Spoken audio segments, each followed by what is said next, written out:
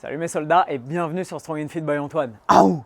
Dans la dernière vidéo, je vous avais parlé de l'importance de think outside the box, penser en dehors des limites de la pensée habituelle, penser de façon créative. Je me suis dit que c'était une très bonne journée pour vous faire une vidéo spécifiquement sur ce thème-là. Alors il fait un petit peu froid, j'ai mis un pull, je sais, c'est pas mon habitude, mais ça va aller. 3 raisons pour lesquelles je vous invite à penser en dehors des sentiers battus. La première raison, c'est parce qu'on vit dans une société extrêmement compétitive. Il y a beaucoup de gens à l'extérieur qui créent des trucs, qui inventent des nouvelles solutions, qui proposent de nouvelles idées. Si on pense de la même façon que tout le monde, forcément, ça va être très difficile d'émerger. La deuxième raison, c'est tout simplement que si on pense de façon convenue et si on reste coincé dans sa façon de penser habituelle, on va être frustré, on va avoir souvent beaucoup de mal à se sortir d'une impasse. Quand j'ai été blessé par exemple, c'est encore le cas, mais au tout début, je me suis mis à penser de façon très binaire. Solution, problème, échec, échappatoire et j'étais vraiment coincé. Si j'avais pris le temps de faire la démarche que je vais essayer de vous transmettre aujourd'hui et de penser en dehors de ce que je savais déjà comme étant être des solutions, j'aurais peut-être réussi à progresser un peu plus vite et à me sortir plus vite de cette situation-là. La troisième raison to think outside the box, c'est tout simplement que ça va vous rendre plus perméable, plus ouvert d'esprit, plus ouvert à de nouvelles idées, à de nouveaux processus et à de nouvelles façons de faire. Ça va vous permettre de progresser et d'avancer dans vos vies de façon plus riche. Et comme je suis très cool, aujourd'hui je vais vous donner 5 techniques pour vous apprendre à penser en dehors du cadre, à penser en dehors des sentiers battus. Oui, le truc qui gratte et qui va peut-être aboyer, c'est le chien qui veut sortir pour absolument me bouffer la caméra. Nouvelle caméra d'ailleurs, si vous regardez et que vous appréciez cette petite qualité d'image, c'est tant mieux. J'espère qu'il ne va pas réussir à sortir et me sauter à la gorge comme ça. On verra ça après. Première des 5 techniques qui est hyper importante dans chaque situation dans laquelle vous êtes, habituez-vous à trouver au moins 2 alternatives. Dites-vous, si je ne pouvais pas faire ça comme ça, comment est-ce que je pourrais faire? Si par exemple, j'avais pas de main, comment est-ce que je pourrais m'entraîner et développer mes pectoraux? Ça a été un peu le cheminement que j'ai mené à cause de mon poignet parce que la contrainte a fait que je ne pouvais pas attraper une barre avec les mains. Comment est-ce que je peux m'entraîner si jamais je ne peux pas agripper une barre pour pouvoir pousser, tirer, lever, écarter et ainsi de suite? Il va forcément falloir trouver une alternative. Si j'avais fait ça avant, si dans la situation dans laquelle j'étais face à l'obstacle, je m'étais dit tout de suite, ok, comment est-ce que je peux faire pour améliorer la situation? Quelles autres alternatives j'ai pour pouvoir me tirer de ce mauvais pas? Forcément, j'aurais gagné du temps.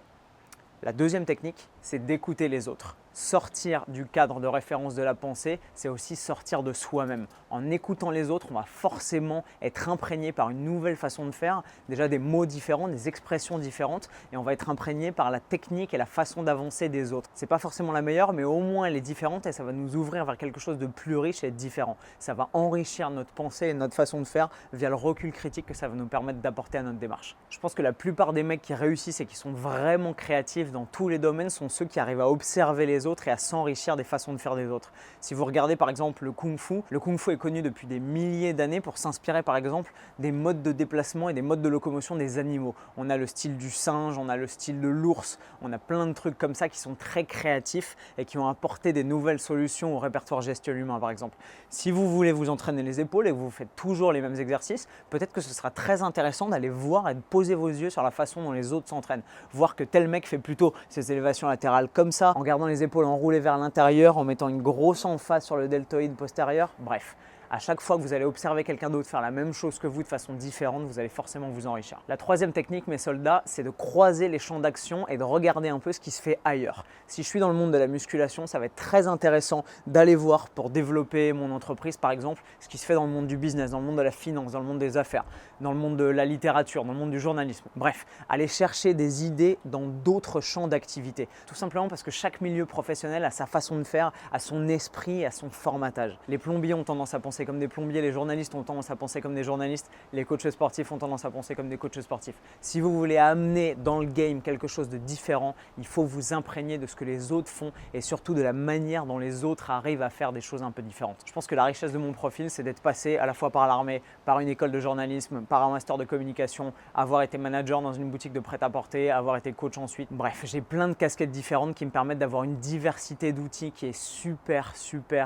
enrichissante pour pouvoir produire sortir de nouvelles solutions quand je suis face à des nouveaux problèmes. Regarder ce qui se fait ailleurs, ça permet d'être créatif et souvent d'arriver avec de nouvelles solutions. Par exemple, je sais pas moi, les mecs qui font du parachutisme et qui se sont dit ok, en hiver on peut pas sauter parce qu'il pleut, les journées sont courtes et il fait trop froid. Comment est-ce qu'on peut faire? Et ben ils ont tout simplement regardé ce qui se faisait du côté de l'aéronautique et ils en sont venus à créer une solution qui est géniale, qui est la soufflerie indoor. Tout simplement se mettre dans un tube fermé avec une propulsion d'air juste en dessous de vous et pouvoir voler de cette façon-là en intérieur par tous les temps. Et c'est une idée absolument géniale. Si on regarde les nanotechnologies par exemple, la microchirurgie s'est inspirée des nouvelles technologies pour créer des micro-organismes robotisés pour passer à l'intérieur des réseaux sanguins et pouvoir observer ce qui se passe, repérer les tumeurs, repérer les caillots et ainsi de suite. C'est génial quand on y pense, mais c'est tout simplement décadrer le champ de la pensée en allant voir ce qui se fait ailleurs. La quatrième technique, mes soldats, c'est tout simplement de voyager. Sortir de chez soi est la meilleure façon, selon moi, d'arriver à voir ce que les autres font et comment est-ce qu'ils le font. Les process et les choses les plus simples, vraiment les actions du quotidien, vont prendre un sens tout à fait nouveau quand vous allez les voir faire par d'autres.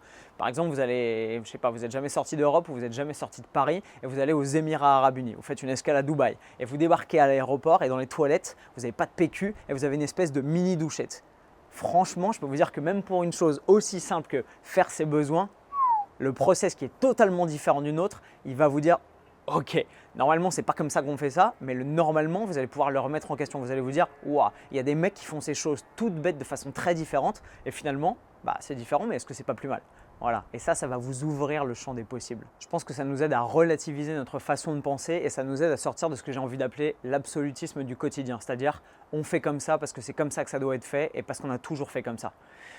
C'est débile. Moi, j'aime remettre les choses en question. Pourquoi est-ce qu'on fait comme ça? Est-ce qu'il y a un intérêt? Est-ce que c'est intelligent? Est-ce que par hasard, il n'y a pas une meilleure façon de faire les choses? On voit par exemple les boxeurs qui courent des dizaines de kilomètres pour se mettre en forme. Est-ce qu'il n'y a pas une meilleure façon d'arriver à travailler leur conditioning et bosser leur cardio et leur endurance musculaire que simplement de courir? Est-ce que c'est suffisamment spécifique? Est-ce que c'est parfaitement adapté pour eux?